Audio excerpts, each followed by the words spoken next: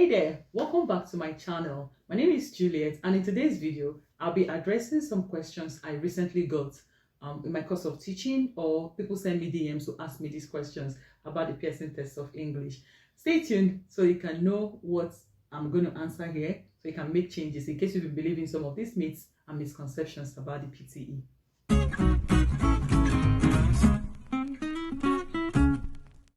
Now, the Pearson test of English is a computer-based exam, okay, that measures the test taker's language ability. It assesses your speaking, writing, reading, and listening. There's no magic. There's no shortcut here. You have to put in effort for you to get a good score.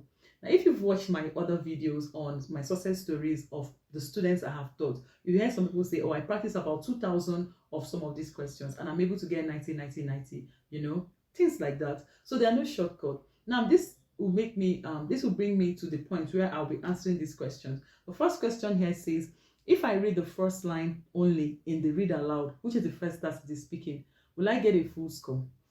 I mean, this thing has been trending for quite some time now in the PTE community. I even had opportunity to listen to some of my co-tutors explain this thing. Now, no one has even really gone to try out this thing in the real exam. They've been trying it out in the mock test. But there's a question I have. Okay, remember that the read aloud, which is the first task in the PTE speaking, remember it contributes scores to the speaking and the reading module. So my question is, if they give you just 3 sentences, 2 sentences, or 4 sentences to read, and read the first line alone, do you think that what you have read would give you enough score, especially in your reading module? No, just think about the question I have just asked you. Think about it. If the owners of the exam say read these 2 sentences or these 3 lines of sentences, and you decide to choose only the first one, do you think it's going to give you scores in your reading module? Because I mean, you're supposed to read everything. That's why the name of that task is read aloud. You're being assessed for speaking as well as reading. So if you just read only 1 line, do you think it's going to give you maximum score in the PTE reading? So my answer here is, please read everything as long as you can read. Read all those sentences, read all those words. It's also going to give you mark in content. Content will be 3 marks for the read aloud. It's also going to test your fluency, which is one of the core things you'll be assessed for in the speaking. It's also going to test your pronunciation. I mean, if you decide to read only 1 line when you're given 2 lines or 3 lines of sentences to read, how will you be assessed for these things? So my opinion here is, please read all the sentences that you're given on the exam day, so you get out all the score for your speaking and your reading modules.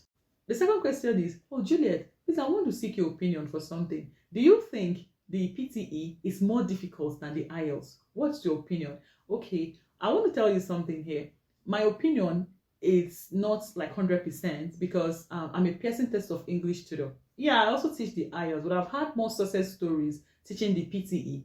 Now, one thing I like about the PTE is if I don't do so well, maybe in the reading module or in the listening module, if I do very well in the speaking module will have a way of boosting my score across the reading module and across the listening module. Okay, that's why I look at the PTE and say it's kind of easier. However, both of them are English tests. Okay, many countries need you to write them for you to migrate to their countries, or many schools need you to write them so they can assess your level of English language. I won't really say here that it's more difficult or it's not more difficult, okay? Because people have different way that they comprehend stuff. Someone might be taught the IELTS and they will grasp it so fast. Someone might be taught the PTE and they'll be struggling with it.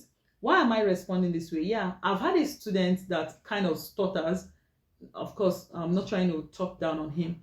He stutters, so he couldn't really do so well in the PTE reading. So he went over to do the IELTS and he had a score. Today, he's got permanent residency here in Australia. So I think it depends on individual, what you can comprehend and what you can assess, what you can take in and what you can give out. So that's the response to that. No one is more difficult. It depends on you as an individual.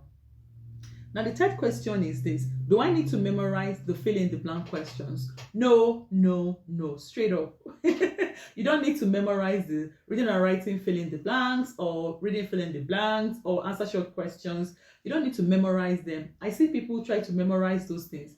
What if you memorize them and then you walk into the exam hall and you don't see any of those questions? What will happen to you? what's going to happen to your scores? It's going to affect you because you'll be destabilized.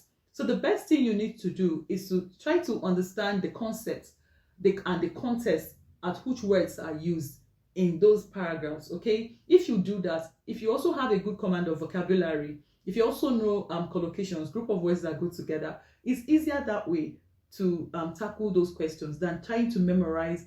How many are you going to memorize? Okay, if you memorize too many, you could forget them, or you could go into the exam hall and you would not see any of those questions. Yeah, it happens. I've seen those kind of things happen before. Okay, so it's good you understand the concept and the context at which words are used. It makes it easier for you. I'm going to be taking the last question here for this series, and it's going to be, should I use templates? Especially in the speaking module. Okay, so the first two tasks in the speaking module would only really use templates. I don't know if other tutors have templates, but for what I know, you can't use templates in the read aloud and in the repeat sentence. And these two tasks are the major tasks in the PTE speaking. So you using templates, I mean, how? Do you need template to read what is before you? Or do you need template to respond to what the audio said? I mean, it's strange. So using templates in describe, image, and retell lecture, it's fine. I also have templates I share with some of my students, but there's something I say. I also have a video. I might be putting it in the description or putting it up here. That video is templates are not cast in stones. Okay, it's all about templates. And I said something like templates are not cast in stones. The only difference between my templates and your templates that you want to come up with is my own have been tested and they work.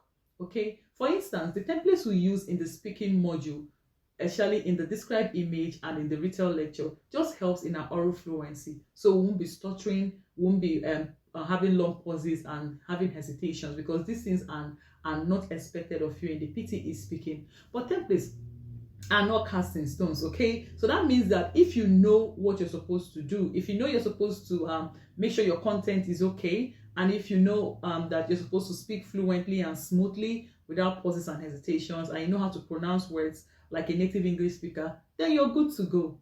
Okay, so templates are not cast in stones. With or without templates, you can still pass.